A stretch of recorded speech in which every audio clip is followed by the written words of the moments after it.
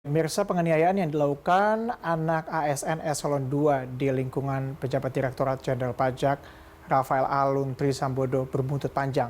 Viralnya kasus ini memunculkan protes anti bayar pajak.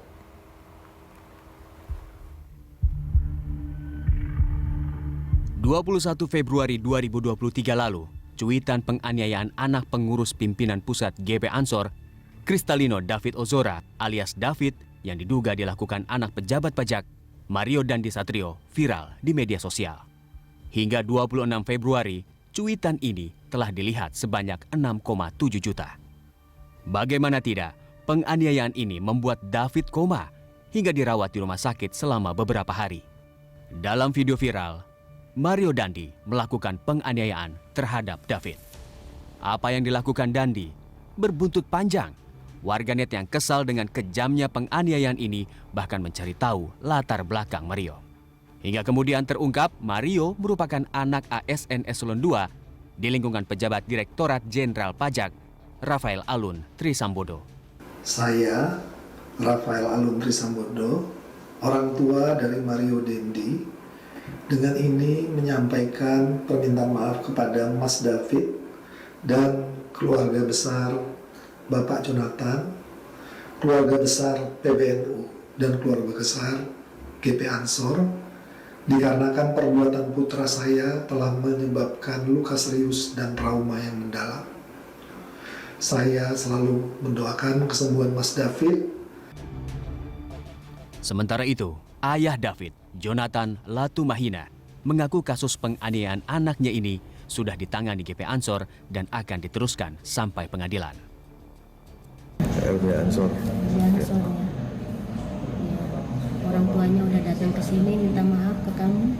Iya, kemarin hari Selasa dan semalam. Tapi ya saya sampaikan sama kita nggak butuh bantuan dia karena kita akan sembuhkan David sendiri dan ya kalau masih ada urusan lainnya nanti di pengadilan aja. Tak hanya berhenti di situ, netizen menyoroti kekayaan Rafael. Pasalnya, sang anak Mario kerap flexing atau pamer kekayaan di media sosial. Berdasarkan laporan harta kekayaan penyelenggaraan negara atau LHKPN, kekayaan Rafael Alun tercatat lebih dari 50 miliar. Sementara kendaraan-kendaraan yang dipamerkan Mario tak tercatat dalam LHKPN Rafael.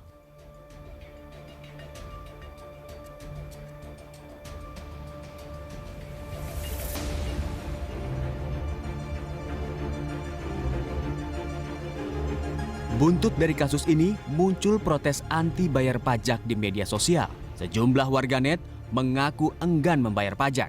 Kasus ini pun dinilai menggerus kepercayaan publik terhadap instansi Kementerian Keuangan. Menurut saya, kampanye stop bayar pajak yang dilakukan oleh warga netizen di medsos merupakan satu perbuatan yang tidak wajar. Hal ini karena apa? Membayar pajak merupakan kewajiban bagi setiap warga negara sesuai yang ditetapkan di dalam Konstitusi Undang-Undang Dasar 1945. Sri Mulyani pun meminta agar Rafael Alun Trisambodo dicopot dari jabatannya dan dilakukan pemeriksaan terhadapnya. Sri Mulyani juga mengungkapkan kementeriannya akan lebih transparan dan menerima koreksi dari masyarakat. Saya menghimbau masyarakat yang mungkin kecewa dan mungkin juga dalam hal ini memiliki kemarahan terhadap tingkah laku dari putra seorang jajaran Kementerian Keuangan tidak mempengaruhi komitmen kita bersama untuk membangun Indonesia. Kami akan terus terbuka, membuka diri, transparan, dan akan terus menerima koreksi dari seluruh lapisan masyarakat. Karena ini adalah institusi publik, institusi kita semuanya. Jadi saya berharap dan menghimbau masyarakat, ayo kita terus berpikir dan menjaga sikap untuk terus membangun secara konstruktif hal-hal yang terjadi, pengkhianatan, atau tindakan-tindakan kejahatan yang melanggar integritas, kita koreksi, tapi itu tidak boleh membuat kita menyerah untuk terus menjaga dan menjalankan tugas undang-undang amanat konstitusi kita. Dalam kasus ini, pihak kepolisian telah menetapkan Mario Dandi Satrio sebagai tersangka. Selain Mario, polisi juga menetapkan tersangka lain, Shane, di mana ia berperan sebagai perekam penganiayaan.